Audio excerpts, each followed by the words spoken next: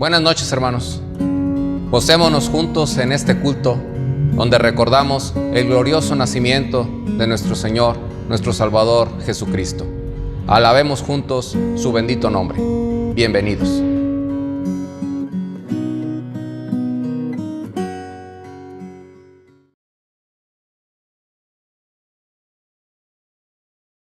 El llamamiento a la adoración lo encontramos en Lucas capítulo 2, versículos 10 al 14. La palabra de Dios dice así: Pero el ángel les dijo: No temáis, porque aquí os doy nuevas de gran gozo, que será para todo el pueblo, que os ha nacido hoy en la ciudad de David un Salvador, que es Cristo el Señor. Esto os servirá de señal: hallaréis al niño envuelto en pañales, acostado en un pesebre.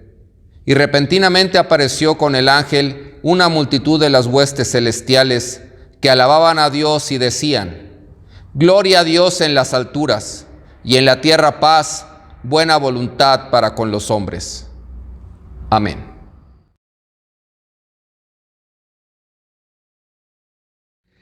Padre nuestro, en esta fecha tan especial, nos encontramos congregados, no cobijados por un templo, sino unidos bajo tu manto protector en cualquier lugar donde nos encontremos, con el propósito de agradecer el principio de la consumación de tu misericordiosa promesa de redención, al celebrar que un día como hoy, nuestro Salvador, cumpliendo las profecías, vino al mundo con un mensaje de amor y esperanza. Es por ello que hoy, tu pueblo congregado en unidad, damos gracias y adoramos tu nombre, levantando nuestras voces, haciendo eco de las huestes celestiales, dando gloria a Dios en las alturas, porque nos ha nacido nuestro Salvador, del cual nada ni nadie nos puede separar. Y particularmente este año, te damos infinitas gracias, porque nuestra esperanza está depositada en ti, porque en medio de la angustia nos das paz, en el dolor nos das consuelo, en la incertidumbre, seguridad, y porque nuestro futuro no está depositado en la esperanza de una vacuna o una transformación mundana, sino en la obra redentora de tu Hijo amado, a quien sea toda la gloria y honor. Rogamos que este culto sea agradable a tus ojos y que cada uno de nosotros en nuestro hogar te adoremos de corazón en nuestras vidas. Te lo suplicamos en el nombre de nuestro Señor y Salvador Jesucristo. Amén.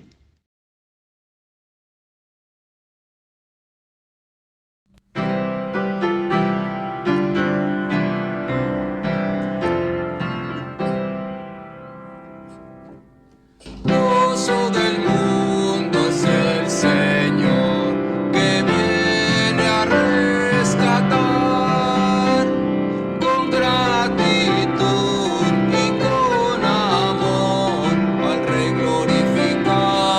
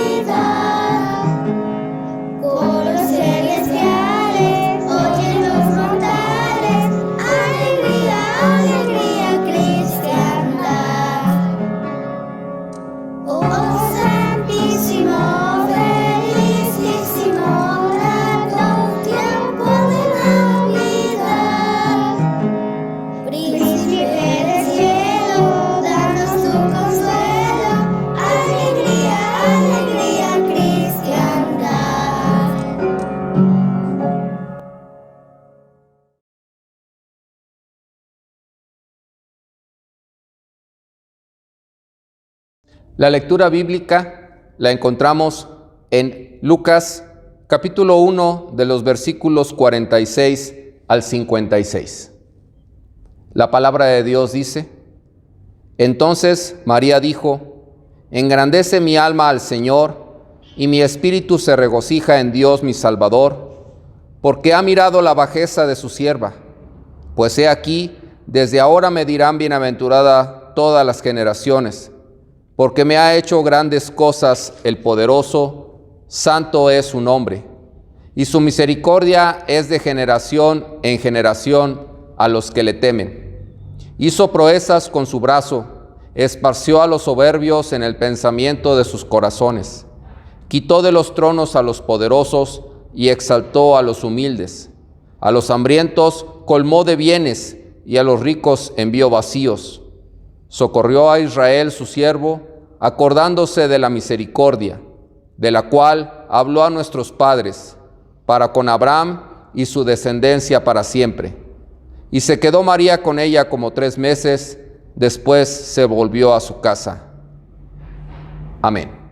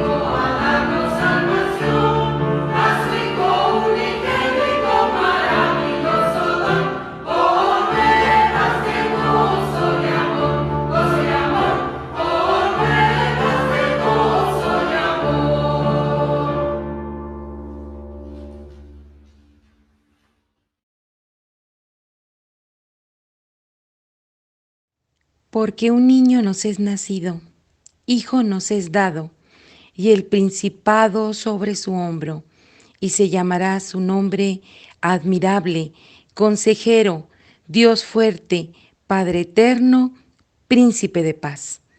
Lo dilatado de su imperio y la paz no tendrán límite sobre el trono de David y sobre su reino, disponiéndolo y confirmándolo en juicio y en justicia desde ahora y para siempre. El celo de Jehová de los ejércitos hará esto. Amado Padre Celestial, estamos aquí reunidos con gratitud en nuestros corazones por tu grande amor para con nosotros. Porque un día, allá en la eternidad, planeaste nuestra redención a través de la venida de nuestro Señor Jesucristo, el Verbo encarnado, el Príncipe de paz, al cual celebramos y expresamos diciendo que Cristo es nuestra Navidad.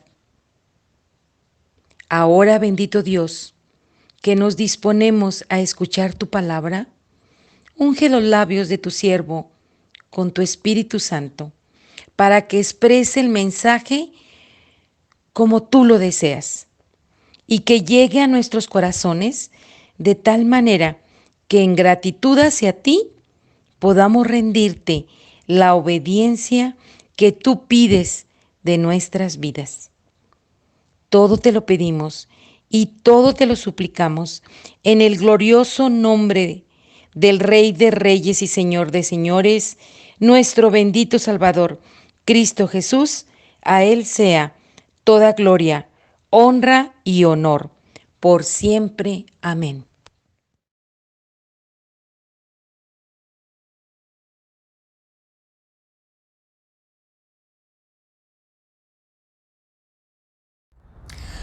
Hay un cuento muy antiguo, pero muy antiguo, que escribió hace, no sé, no más de 3 siglos, un señor llamado Anderson, o de apellido Anderson.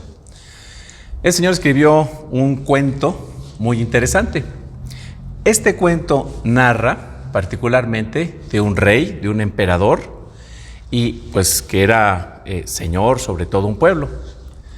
Así que este emperador estaba ahí en su trono, y entonces llegaron unas personas que dijeron ser sastres, personas que eran especialistas, que eran los mejores sastres de la región y que utilizaban las mejores telas, las más finas, los mejores acabados, y querían una audiencia con el rey, pues para hacerle saber que ellos eran muy buenos sastres, porque querían hacerle un traje para una fiesta muy particular que iba a haber unos días después. Entonces el rey dejó que entraran estas personas, les concedió la audiencia. Estos sastres se acercaron al rey y entonces comenzaron a hablar con el rey. Y le comenzaron a decir que ellos eran maravillosos sastres, que utilizaban telas maravillosas, pero muy costosas, hilos de oro, que hacían incrustaciones de piedras, en fin, personas que decían pues ser extraordinarios sastres.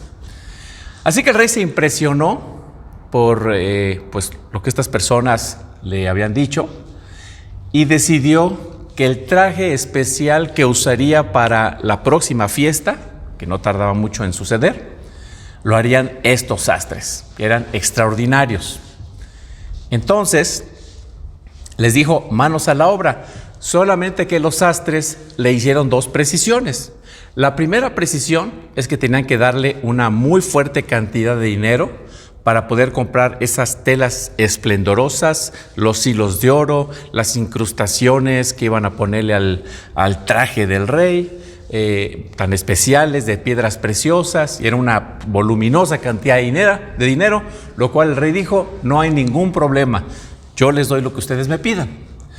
Pero lo segundo es que ese traje, que todos supieran que solamente lo podían ver aquellas personas que eran dignas de su trabajo, que hacían correctamente su trabajo, o aquellas personas cuyo papá era verdaderamente quien decía ser. Solamente estas personas podrían ver el traje. Y el rey pues dijo: excelente, me parece extraordinario, denle todo lo que pide esta persona, estas personas, estos sastres, para que comiencen la confección de mi traje.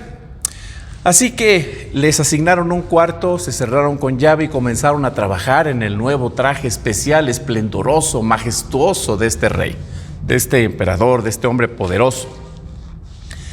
Pasaron algunos días y entonces el rey pues les dijo a los súbditos, algunos de sus súbditos: quiero que vayan a ver cómo va el traje que me están haciendo. Ahí van estos súbditos y entonces les abren la puerta. Estaban todos trabajando, muy industriosos, unos aparentemente pues cosiendo, otros ahí cortando, midiendo. Pero lo que les sorprendió a estos súbditos es que ellos veían que estaban trabajando, estos sastres, pero no veían nada. Solamente veían sus manos moverse, pero no veían nada. Entonces, avergonzados, porque o no iban a ser dignos de su trabajo, o sea, no hacían dignamente su trabajo, o pues a lo mejor quien decía ser su papá, pues no sería su papá.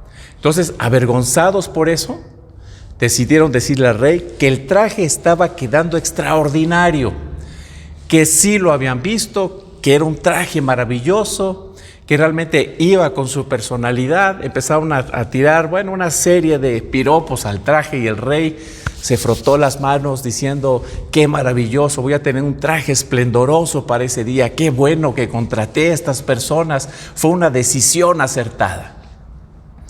Hasta que finalmente llegó el gran día, llegó el día de la fiesta y entonces mandaron llamar a los sastres entraron con el traje y el rey, cuando los vio entrar, pues no vio nada.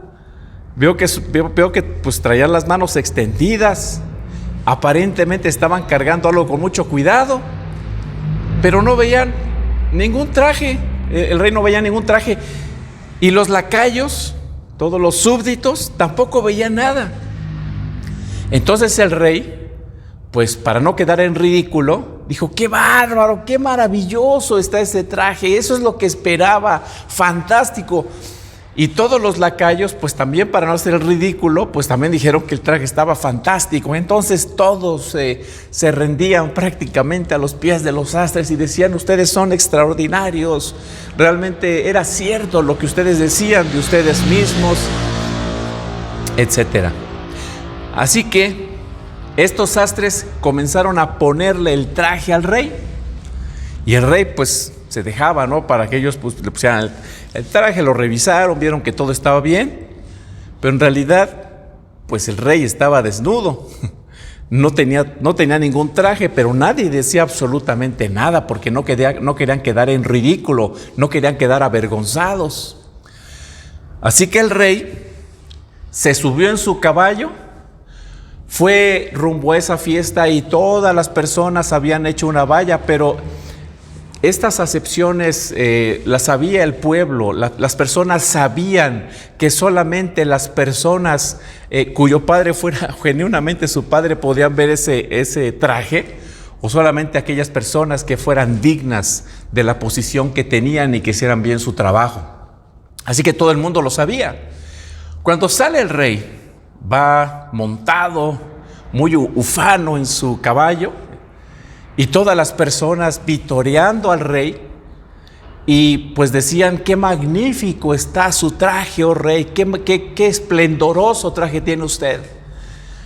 Hasta que de repente, de entre la gente, surge la voz de un niño, y ese niño decía lo siguiente: el rey va desnudo, el rey va desnudo. Y entonces las personas comienzan a cuchichear y se comienzan a dar cuenta que verdaderamente el rey iba desnudo, montado en su caballo. Entonces, al darse cuenta también el rey y todos sus lacayos que verdaderamente el rey iba desnudo, cuando él mismo se da cuenta que estaba desnudo, se avergüenza. Y entonces manda inmediatamente a buscar a esos sastres para matarlos, para encarcelarlos, para castigarlos por el engaño que habían hecho. Sin embargo, obviamente, Los sastres ya estaban muy lejos, ya se habían ido con esa enorme, inmensa cantidad de dinero que les habían dado.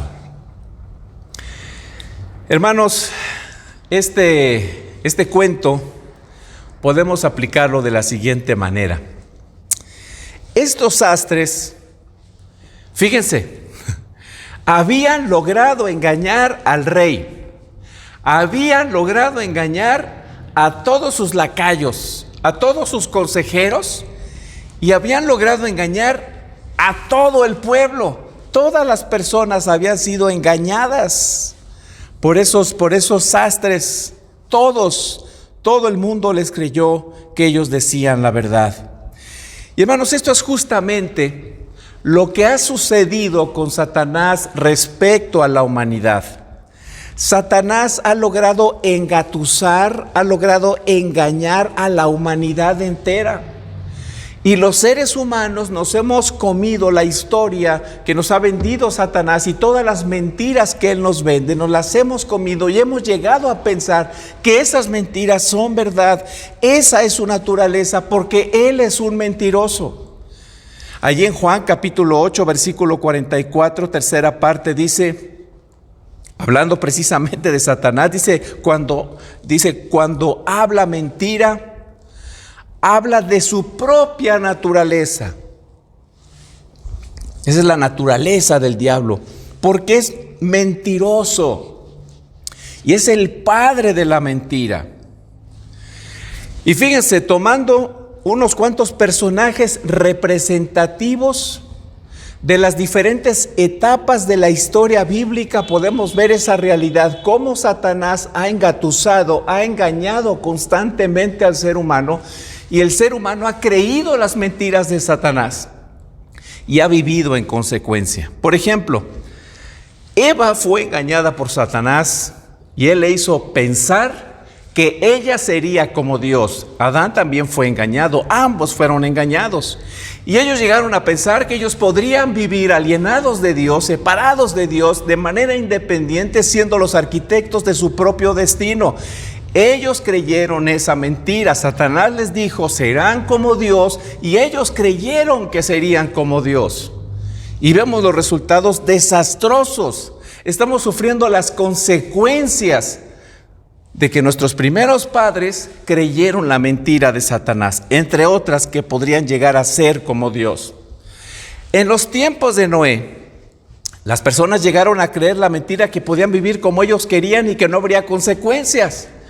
No vivían, digamos, vidas totalmente entregados a la promiscuidad. De hecho, el Señor Jesucristo dice que se casaban, que se daban en casamiento, que comían, que vivían. O sea, vivían su vida normal, pero sin Dios, haciendo caso omiso de Dios. Y dice la palabra de Dios que Noé fue pregonero de justicia. Él estuvo predicando la palabra y diciéndoles, arrepiéntanse, hay buenas noticias, hay un camino de salvación, ustedes pueden entrar al arca si ustedes creen en el Señor, si se arrepienten de sus pecados y regresan a Dios. Pero creyeron la mentira que ellos podían vivir omitiendo a Dios y terminaron ahogados bajo el agua.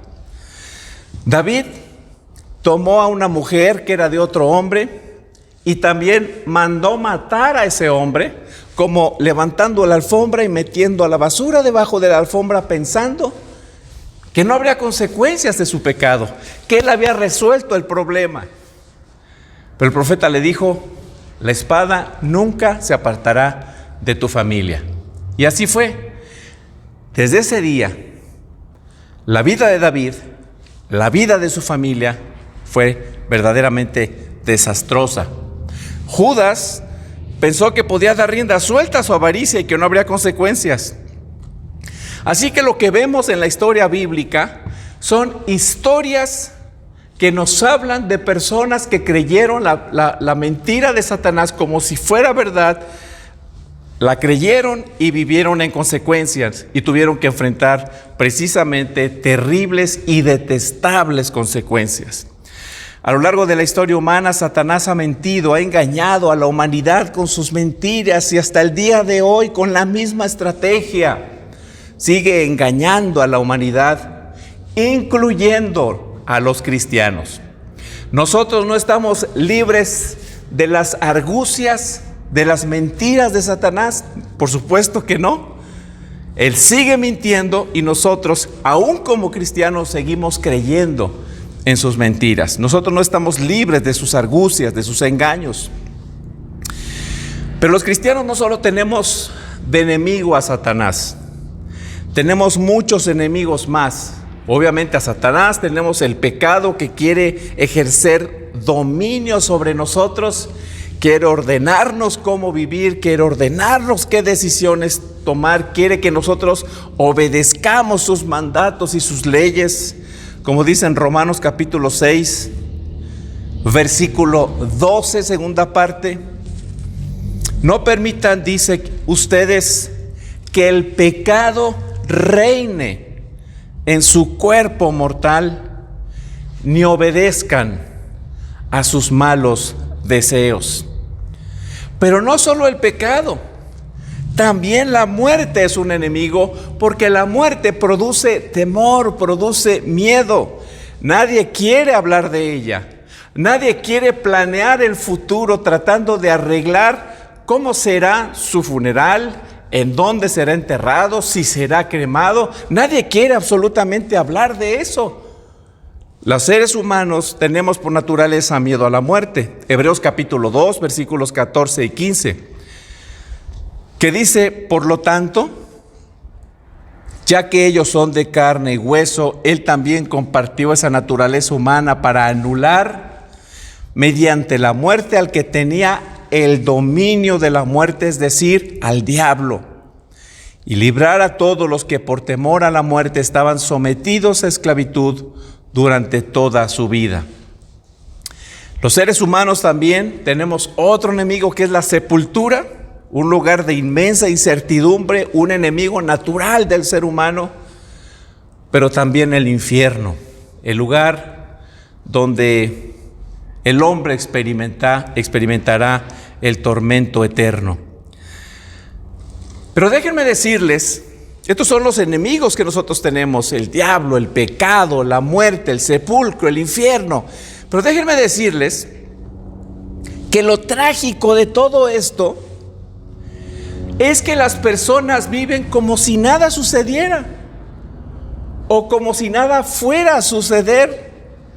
Las personas han llegado a la convicción de que pueden vivir como quieran y no van a experimentar ningún tipo de consecuencias por las decisiones espirituales que están tomando al presente. Piensan que no habrá consecuencias. Es como si la Biblia gritara a voz en cuello: la humanidad va desnuda, la humanidad va desnuda. Así como ese rey que pensaba que iba vestido de hermosas vestimentas hechas por esos sastres extraordinarios, para llegar a la conclusión de que en realidad estaba desnudo. De la misma forma, los seres humanos creen que están vestidos de justicia y que pueden presentarse delante de Dios y que pueden vivir sus propias vidas a su propio arbitrio, siendo arquitectos de su propio destino, y que no van a tener consecuencias. Piensan que están vestidos de justicia. Sin embargo, la humanidad misma no se ha dado cuenta, no se ha percatado de que está desnuda, está desprovista delante de Dios. La humanidad va desnuda, pero no se ha dado cuenta de su desnudez. Creen que están vestidos, pero que ese traje es invisible, que solamente los inteligentes, los letrados, los fuertes, los dotados lo pueden ver. Y esta realidad aplica a toda la humanidad en todos los tiempos, incluyendo a los judíos de los tiempos de principios del Nuevo Testamento, en los tiempos de Jesús. A este mundo desnudo de verdadera justicia, a este mundo perdido, muerto en sus delitos y pecados, creyendo que están vestidos de justicia. Es al mundo que vino Cristo para verdaderamente vestirlo con su justicia. Cristo vino al mundo perdido a salvar gente ciega, muerta, insolente, orgullosa. Gente que no se ha dado cuenta de su desnudez ni de su necesidad de alguien que le vista de la justicia de Dios para poder estar frente a Dios. De hecho, los judíos en los tiempos de Jesús estaban tan cegados por su pecado, estaban tan ciegos, que teniendo frente a ellos al Mesías, al Hijo de Dios, ni siquiera lo advirtieron. Les pasó de largo, no lo conocieron. Juan capítulo 1, versículo 10, dice lo siguiente: Él, que era la luz, ya estaba en el mundo, y el mundo fue creado por medio de Él, pero el mundo no lo reconoció. Y no quiere decir que no lo hayan reconocido como persona. Ellos vieron a la persona, pero no entendieron que era una persona absolutamente diferente y especial. No vieron en Jesús al Mesías, no lo reconocieron espiritualmente, no se rindieron ante su presencia, no le rindieron adoración al Mesías, no lo reconocieron. Lo vieron, lo escucharon, lo ofendieron, pero no lo reconocieron como el Hijo de Dios que venía a dar luz a este mundo perdido, a este mundo que se encontraba en oscuridad. Y vean ustedes qué tragedia la de la humanidad. En Lucas capítulo 1, versículos 67 y 68, encontramos lo que se ha denominado como el cántico de Zacarías o el Benedictus.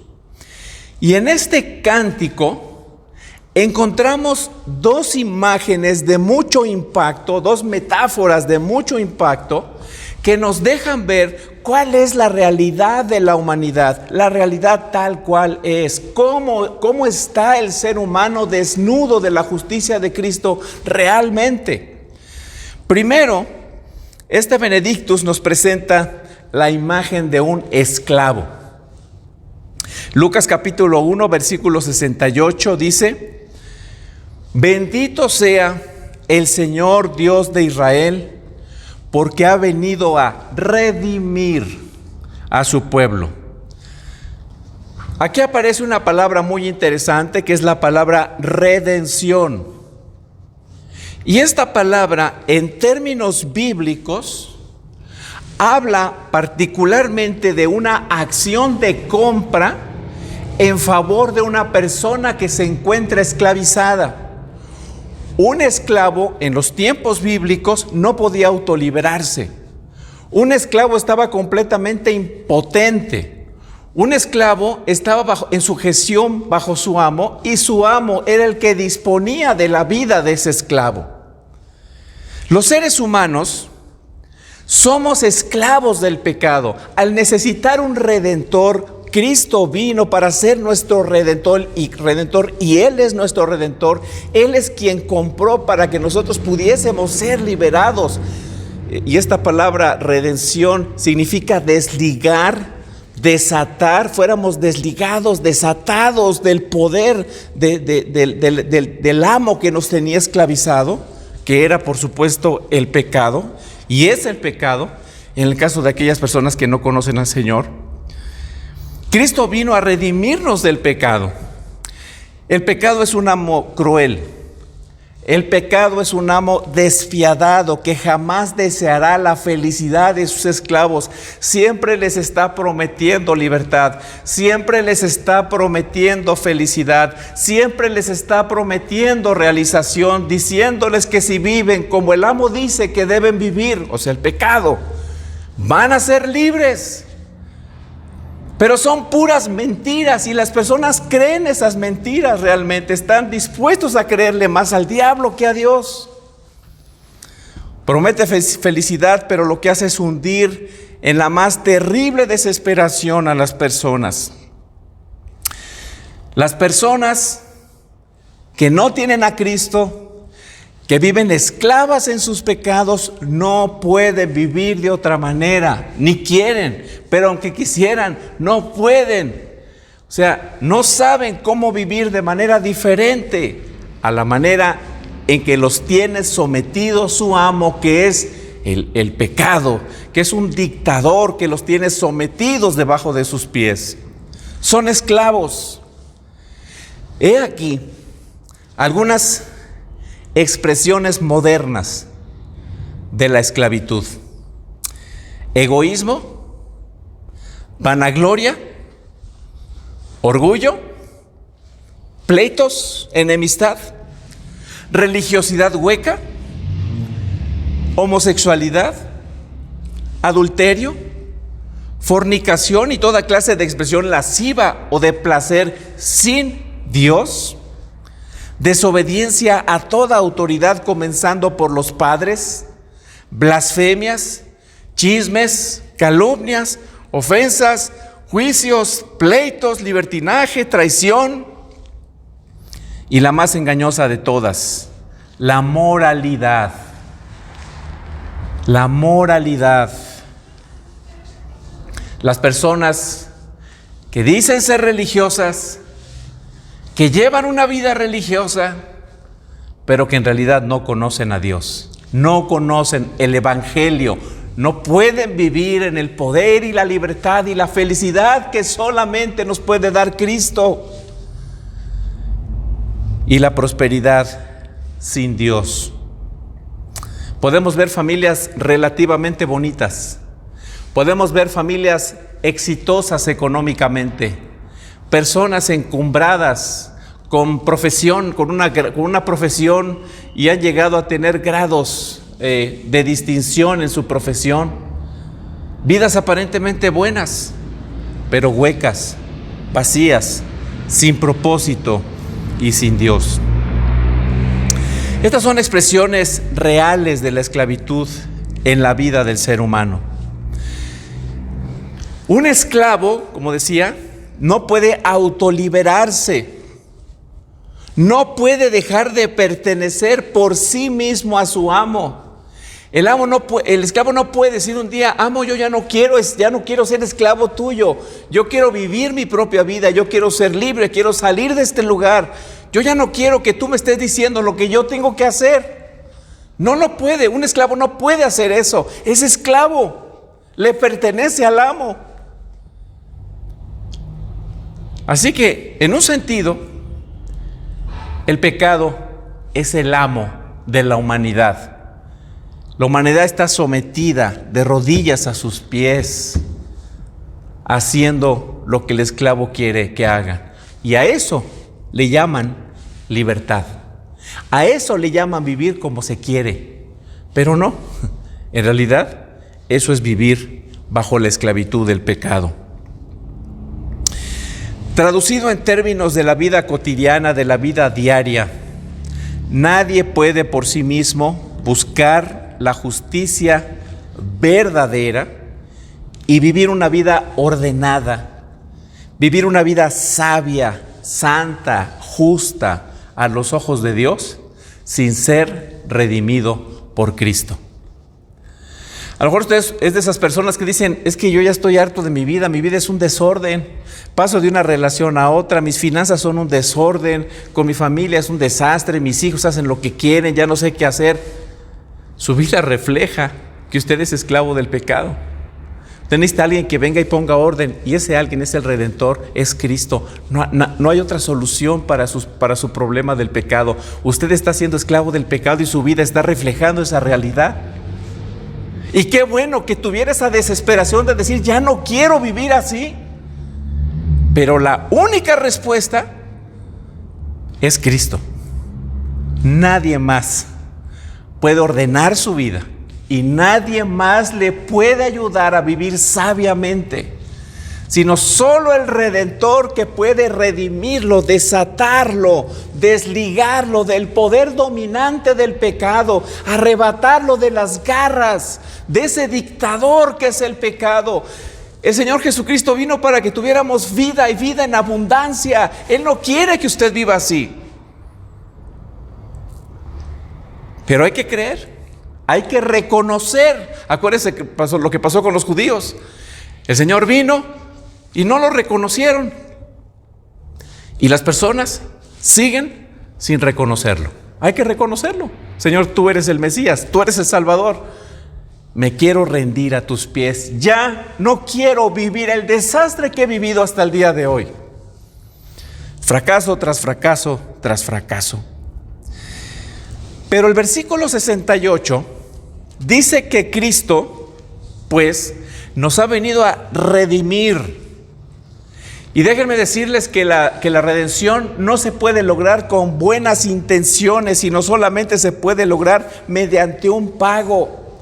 O sea, para que un esclavo deje de pertenecer a un amo, hay que pagar para que ese esclavo pueda ser redimido. La Biblia dice que el precio que nuestro Redentor pagó por nosotros no era un precio de oro o plata, sino dice en 1 de Pedro capítulo 1 que fue con la preciosa sangre de Cristo, como un cordero sin mancha ni contaminación. Él vino a dar su vida por nosotros, y ese es el sentido de lo que celebramos el día de hoy. El día de hoy celebramos que vino un Redentor a redimirnos de la confusión, de la oscuridad, de la mortandad en la que estábamos. Y cada año celebramos a ese Redentor, al menos mundialmente se celebra ese Redentor, pero las personas siguen sin reconocerlo. El Señor vino a derramar su preciosa sangre en la cruz para que nosotros pudiésemos tener libertad. Nosotros éramos culpables delante de Dios, éramos culpables por no haber obedecido la ley de Dios y debíamos morir porque la paga del pecado es muerte. Pero Cristo vino a tomar nuestro lugar, para morir en nuestro lugar, para que nosotros pudiéramos alcanzar la libertad que tanto necesitábamos. Él tomó nuestro lugar y pagó el precio para que nosotros pudiéramos vivir en una verdadera libertad.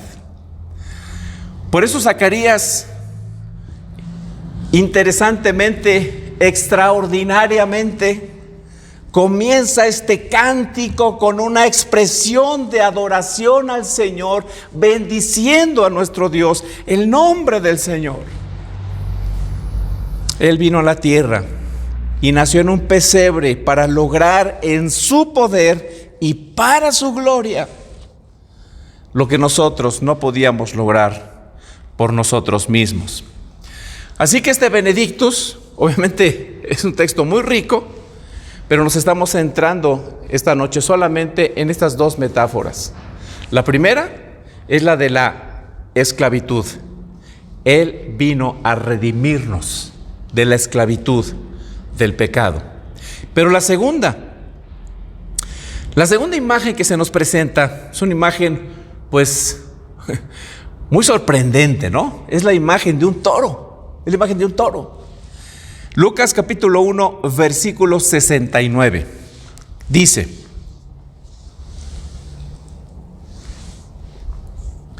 nos ha levantado un cuerno de salvación en la casa de David, su siervo. Qué interesante texto, ¿verdad?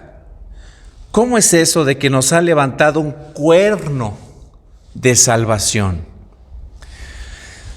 Miren, pensemos en un toro, que esa es la imagen que se nos presenta aquí. Pocos animales son tan letales, tan peligrosos como un toro. El orgullo del toro está en sus astas, ¿verdad? Es el orgullo del animal. Sus cuernos hacen de este un animal sumamente peligroso. O sea, la cornada de un toro puede ser letal, ¿no? ¿Cuántos toreros han muerto por una sola cornada? Esas cornadas son punzantes, son letales. Bueno, el Señor compara el ministerio de Jesucristo con la fuerza de un toro. Esto quiere decir que nuestro Señor Jesucristo, y fíjense que aquí hay una paradoja, porque muchos de los judíos esperaban un Mesías montado en un caballo junto con muchos soldados. Pues ellos esperaban a un hombre poderosísimo, con armamento poderosísimo, que viniera a exterminar de una vez por todas a los enemigos. Bueno, por ejemplo, Juan el Bautista, esto es lo que esperaba. Por eso cuando ve que Jesús pues, parecía que no hacía nada, mandó a sus discípulos y le preguntó, bueno, pues venimos de parte de Juan y queremos preguntarte si eres tú o esperamos a otro, porque no vemos que entres en acción. Para los judíos, el Mesías vendría con mucha fuerza, con una fuerza humana, con un poder humano. Sin embargo, la fuerza de Jesús, paradójicamente, estaba en su debilidad humana, en su humillación, en su humildad. La fuerza del Señor estaba en su perfecta obediencia, en su serena obediencia, diligente obediencia como siervo al Padre Celestial. Él vivía en sujeción al Padre. ¿Por qué? Porque nosotros, toda nuestra vida, lo que hemos hecho es transgredir la ley de Dios. Él viene a tomar nuestro lugar, pero no solamente para morir derramando su sangre en el Calvario, sino también toma nuestro lugar para vivir la vida perfecta que nosotros no podíamos vivir. No queríamos tampoco vivir, pero aunque hubiéramos querido, no podíamos, porque somos pecadores, porque esa es nuestra naturaleza. Pero en el caso del Hijo de Dios, su fuerza estaba en su dominio propio, en su sujeción al Padre Celestial, en su servidumbre, en sus aflicciones, en sus sufrimientos, en su muerte en la cruz, en su sepultura. Con su aparente derrota, obtuvo la victoria. Un Salvador atípico, totalmente atípico. Su fuerza estaba en su humildad y en su debilidad humana. Así que Él, con la fuerza de su humillación, con su humildad, venció a todos, absolutamente a todos nuestros enemigos. Utilizando la misma metáfora que utiliza este Benedictus, Él dio sendas cornadas a Satanás, al pecado, a la muerte, a la tumba y al infierno. Él vino a vencer a todos nuestros enemigos. Por eso la Biblia habla del cuerno de salvación. La obediencia, en su obediencia el Mesías fue no solo peligroso, fue letal para todos nuestros enemigos. Hizo chuza con ellos. Con su venida como siervo humilde y sufriente, cornó a todos quienes nos tenían sometidos a una obediencia al pecado, por ejemplo. Nos tenían sometidos al temor a la muerte. Nos tenían sometidos al pecado.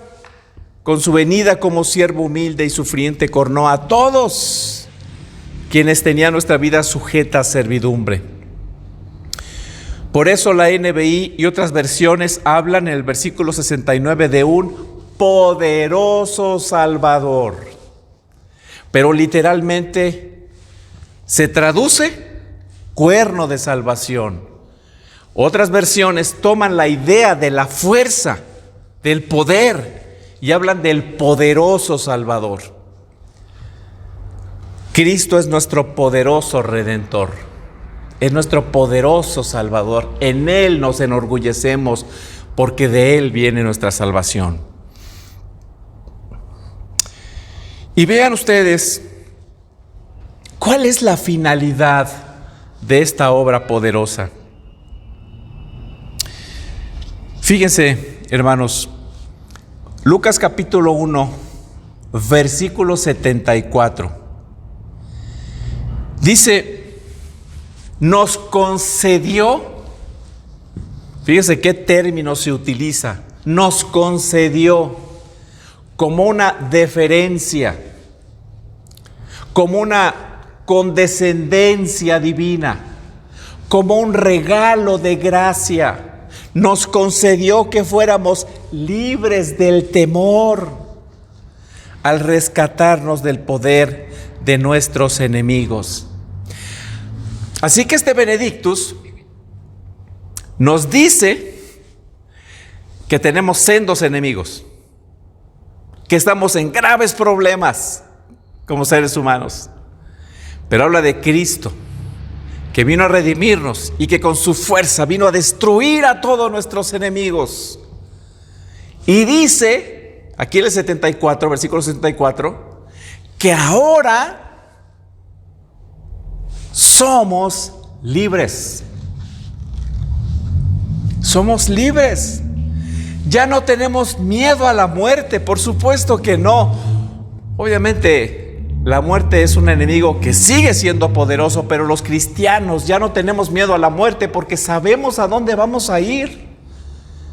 Ya no vivimos con incertidumbre porque ahora nosotros ya no somos esclavos del pecado. Y nosotros tenemos la potestad en el poder del Espíritu Santo y por la gracia de Dios de decir no al pecado. Yo no quiero vivir bajo tu dominio. Si usted es cristiano y vive bajo su dominio es porque usted quiere vivir bajo su dominio. Pero ya podemos vivir bajo el dominio de Cristo y desistir vivir bajo el dominio de Satanás. Ya no tenemos miedo al infierno, porque ahí ese no va a ser nuestro destino final. Ya no tenemos miedo al sepulcro, porque eso es tan solo una escala para nuestra resurrección del cuerpo cuando venga Cristo. Satanás ya no es nuestro amo. Ya no nos tiene doblegados debajo de sus pies. No tenemos por qué obedecerle en sus sandeces, en sus concupiscencias. Somos libres. A eso vino Cristo. Eso celebramos el día de hoy. No nos desenfoquemos. ¿Qué celebramos hoy? Que somos libres. Versículo 74, nos concedió que fuéramos libres del temor, nos rescató del poder real de nuestros enemigos. Ahora, ¿será que fuimos rescatados para seguir viviendo como se nos pegue la gana? ¿Será que fuimos rescatados para hacer de nuestra vida lo que nosotros querramos? ¿Para qué fuimos rescatados? ¿Cuál es la finalidad? ¿Cuál es el propósito de haber sido rescatados?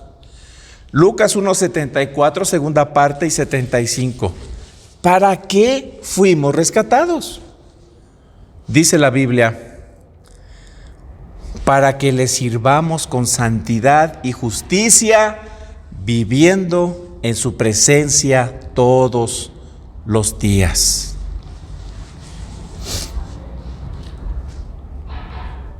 ¿Cuál es el propósito de nuestras vidas? Miren, en los tiempos bíblicos y en otros tiempos posteriores a los tiempos bíblicos, los esclavos preferían quedarse con sus amos. Ya no importaba que ellos no tuvieran vida. Ya no importaba que sus amos los sometieran bajo su dominio. ¿Por qué? Porque no tenían a dónde ir. Ya no tenían qué hacer. Muchos de ellos habían perdido a su familia e inclusive parte de su familia era esclava en ese lugar particular y ellos decían, pues yo prefiero seguir siendo esclavo porque si voy a otro lugar, o sea, si salgo de este lugar donde me tienen esclavizado, ¿a dónde voy a ir? No tengo dinero, no tengo familia, no tengo dónde vivir. ¿Qué voy a hacer? Pues mejor me quedo como esclavo. Está mejor. Aquí trabajo mucho, no tengo libertad, pero tengo comida, tengo techo. Los cristianos, los hijos de Dios, hemos sido liberados con un propósito: para servir con santidad, con justicia a nuestro Dios. Y dice aquí, viviendo en su presencia todos los días. Es decir, el servicio a Dios da sentido a nuestra existencia, da sentido a nuestras vidas.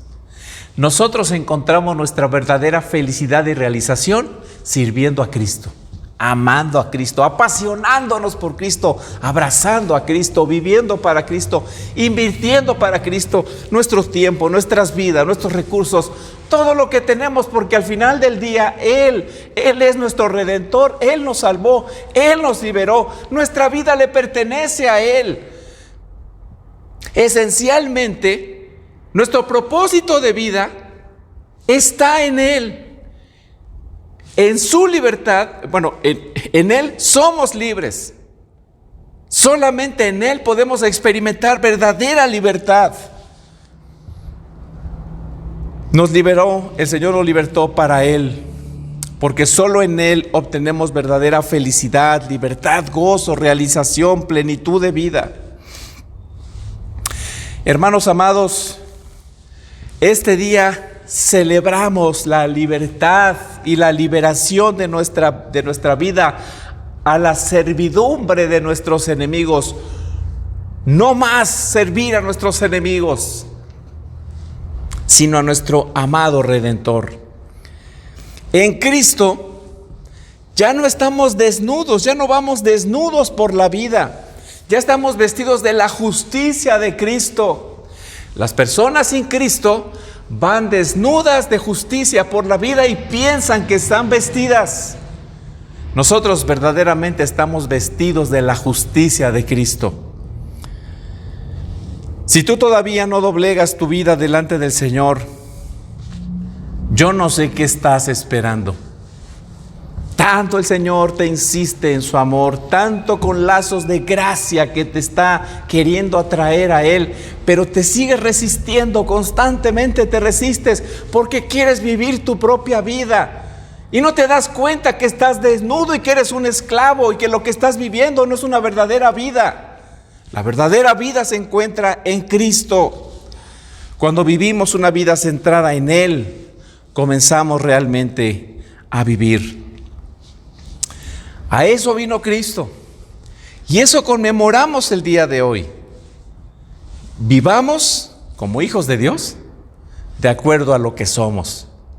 Personas revestidas de la justicia de Cristo, para la gloria de Cristo. Una vida de servicio en la justicia y santidad de Cristo delante de su presencia, porque solamente a Él y solo a Él le damos toda la gloria, toda la honra, todo el honor, y a Él son todos los aplausos y todo el reconocimiento, porque Él es nuestro Redentor.